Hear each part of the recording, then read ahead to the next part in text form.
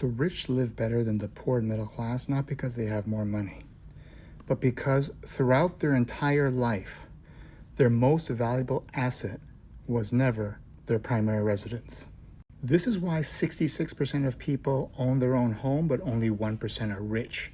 You can see here, for most people, their primary residence makes up at least 50% of all their assets. That literally does not happen at any time in a wealthy person's life. Here's Warren Buffett to explain. When is the best time to buy a house, and how much down payment you should be putting down? Well, Charlie's going to give you an answer to that in a second. I'll just relate one story, which was when I got married. We did have about $10,000 starting off, and I told Susie, I said, now, you know, there's two choices. It's up to you.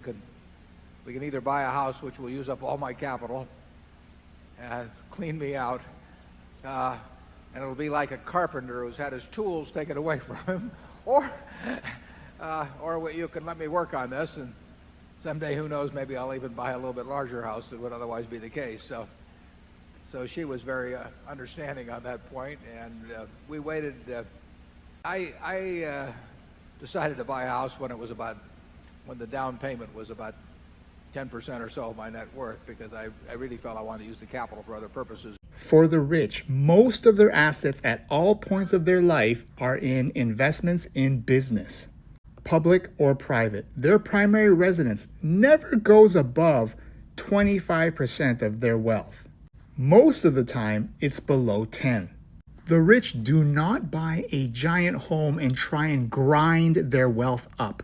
That is literally too hard. That is something the poor and middle class do. They put most of their wealth, in this case, the bottom 80%, put over 60% of their wealth in a primary residence and then wonder why they can't get rich. It's because the anchor is too heavy. Never forget, a home is not an investment. Quote, don't buy a home as an investment. It's literally just roof over your head. It is shelter. We live in a home, but we live off our investments. You will never become wealthy from owning a primary residence. A middle-class home yesterday is still a middle-class home today and will be a middle-class home in the future.